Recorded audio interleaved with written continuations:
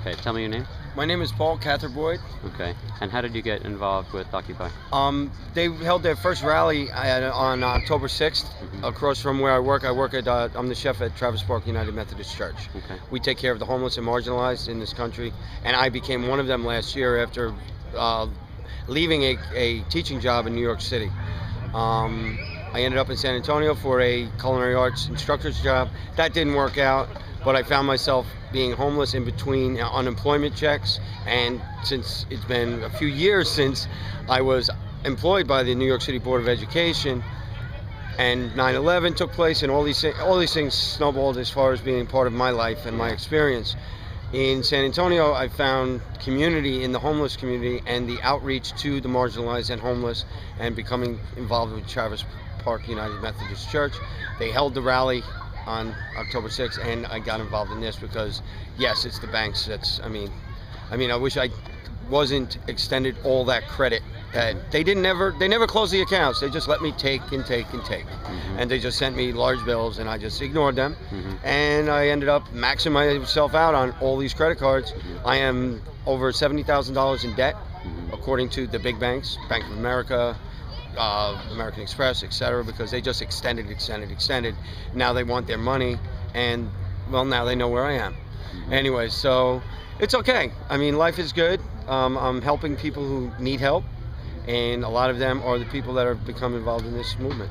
So you had a personal experience and an epiphany. When did you first become aware of Occupy? That November on That October event? 6th. Yeah. Okay. Yeah.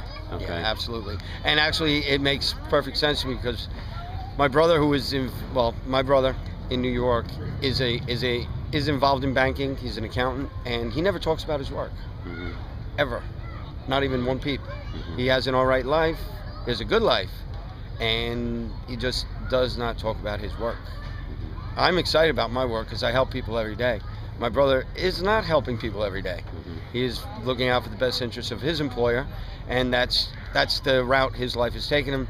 Whether he feels trapped in it, and he does, I'm sure, because I know deep down he was brought up in the same house I was, and he cannot feel about this country other than the way this movement has been making people feel about who they are. We are Americans. Who are we? We are the people who don't have, who wanted to make it, who some of us have failed, some of us have succeeded, some of us have been stuck in a rut of a job that they're pushing paper, like the zombie march. That was a perfect example of the type of most of the people in banking who are employees, they're just paper pushers. They're not making those big decisions that are affecting everybody, but the paper pushers who keep pushing the paper. Send those sheriffs out there, send those foreclosure notices out, throw those people out on the street. How is that right? It can't be right. Anyways, Yeah. talking right. How do you respond? I mean, because there's obviously that as the primary Republican primary stuff goes on, Right. there's this, I'm apolitical. I'm totally without a party. I do go where my heart goes, and this last election I did vote for Obama, and I'm sorry he got handed a raw deal. Yeah. He got handed the baggage. He got handed an administration with lots of baggage. Yeah. I say he's doing the best he can. I mean, I can't. Every decision he makes is going to be questioned, but he's doing the best he can. I have a feeling the American public is going to give him a second chance. I have a feeling because the Republican Party they're crazy. What's the future for the Occupy movement?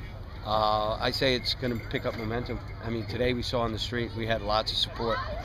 Hopefully, this is going to continue, and hopefully we keep our peace with the police and the governmental administration in this town, because I have a feeling that what's going on here is an example. This is when I was teaching, we used to have models as far as good high schools, the way they were run. I taught in culinary arts in high school, and the high school I was involved with, we were a model high school. We ran well, we had success, and this little in San Antonio, we're a smaller city than San Diego, where they're having these big problems because we're tight. We're keeping the bathrooms. We're cleaning the bathrooms 3 times a day. We're keeping our area clean. We're inviting people in. We are receiving donations from everybody. Is bringing stuff every night. You just see hundreds of pounds of stuff come in, whether it's food, blankets, supplies. People do care, and they're afraid. I don't know why they're afraid not to stand with us all the time, but they are. And Annie, what else? That'll change. Okay, That's good. we're good. Yeah. Very good. Thank you.